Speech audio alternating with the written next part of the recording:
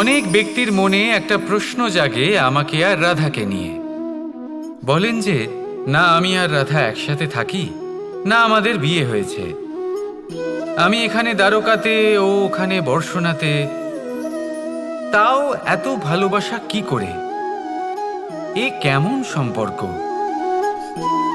আমি তাদের একটা সহজ কথা বলতে চাই। আপনি কখনো আয়নার দিকে দেখেছেন? নিজের দুই চোখের দিকে তাকিয়ে জিজ্ঞাসা করুন, এই দুই চোখ একসাথে কেন বন্ধ হয়, একসাথে কেন খোলে, একসাথে কেন ঘুমোয়, একসাথে কেন কাঁদে? আজীবন কোনো এক মানুষের সাথে সম্পর্ক রাখা অবশ্যই সম্ভব, তাদের সাথে দেখা না করে। আমার আর রাধার ভালোবাসাও কিছুটা এরকমই, আর কিছুটা এরকমই হয় ভালোবাসা দুই নয়নের মতো, যারা কখনোই মিলিত হবে না, কিন্তু চিরকালের জন্য একসাথে জুড়ে থাকবে। এই অনুভূতি নিঃস্বার্থ হয়, আর এই নিঃস্বার্থ ভালোবাসা আপনাকে আনন্দের পথে অগ্রসর করে। জীবনে সবসময় নিঃস্বার্থভাবে ভালোবাসুন, শুধুমাত্র আনন্দই পাবেন। তাহলে আসুন আমার সাথে নিঃস্বার্থভাবে ভালোবেসে বলুন, রাধা রাধা। প্রেম সংসারের সব থেকে পবিত্র বন্ধন, কিন্তু সত্যি বলতে কি, এটা বন্ধনের থেকে মুক্তি, স্বতন্ত্রতা।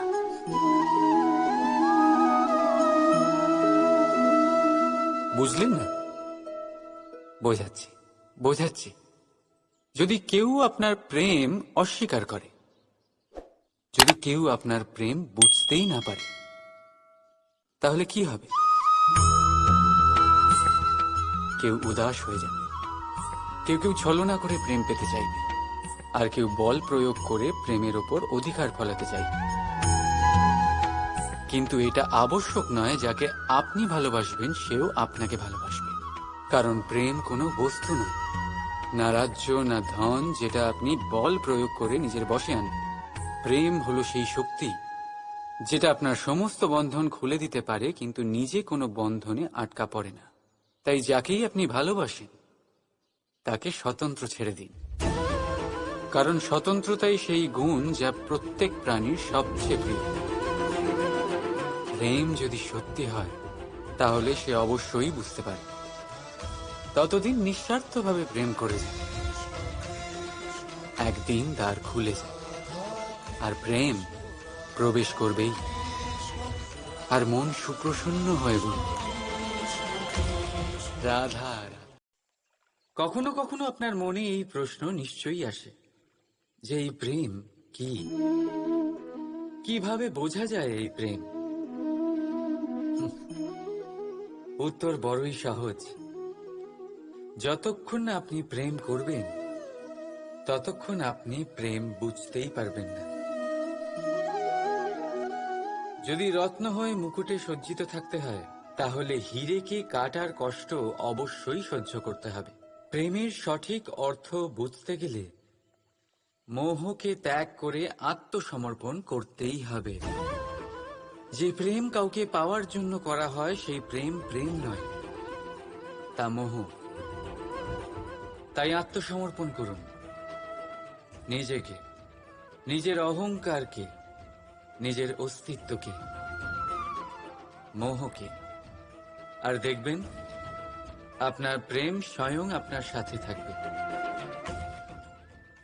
রাধা রাধা। আমরা সকলেই মনে করি যে আমাদের জীবনে কখনো কখনো কোনো না কোনো স্থানে প্রেম হয়েই থাকে। সেটা মাতা পিতার আর সন্তানের প্রেম হোক, জ্ঞানীর জ্ঞানের সাথে হোক, কোনো শিল্পীর নিজের শিল্পের সাথে হোক, ইত্যাদি ইত্যাদি। কিন্তু বাস্তবে এটা কি সত্যি প্রেম? মোহও তো হতে পারে। এবার আপনারা জিজ্ঞেস করবেন, প্রেম আর মোহর মধ্যে পার্থক্য কি? পার্থক্য হলো বন্ধনের। যে আপনাকে বাঁধে তা হলো মোহ, প্রেম নয়। প্রেম সেটাই যে আপনাকে মুক্ত করে উন্নয়নের দিকে পাঠায়। চলুন আপনাকে একটা উদাহরণ দিই। কিছু মাতা পিতা নিজের সন্তানকে কোনো অন্য নগরীতে পড়তে পাঠাতে পারেন না। নিজের সন্তানকে তার বন্ধুদের সাথে খেলতে দিতে পারেন না। চিন্তা করেন যে তাদের সন্তানের যাতে কষ্ট না হয়, আর তাই জন্য তাদের বেঁধে রাখেন। এটা প্রেম নয়, এটা মোহ। কারণ যদি এটা প্রেম হতো তাহলে ওনারা চাইতেন যে সন্তান মাতা পিতার আশ্রয় থেকে বেরিয়ে এই সংসারকে দেখুক, তাকে বুঝুক, আর তার থেকে জ্ঞান অর্জন করুক, নিজের অভিজ্ঞতার থেকে শিক্ষা নিয়ে নিজের একটা ব্যক্তিত্ব বানাক।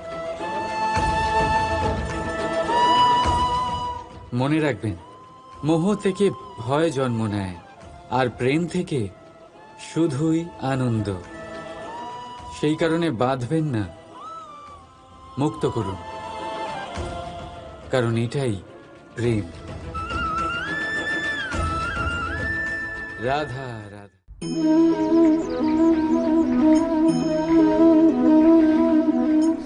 এই কলসিটা দেখছেন আপনারা, এতে জল রাখা হয়। জল যাতে শুদ্ধ থাকে, শীতল থাকে, জল যা তৃষ্ণা মেটায়। কিন্তু ভাবুন, যদি এই কলসির মাটি ঠিক না হয়, যদি একে ঠিক মতন মাখা না হয়, আকার দিয়ে একে ঠিক করে আগুনে যদি পোড়ানো না হয়, তাহলে কি হবে?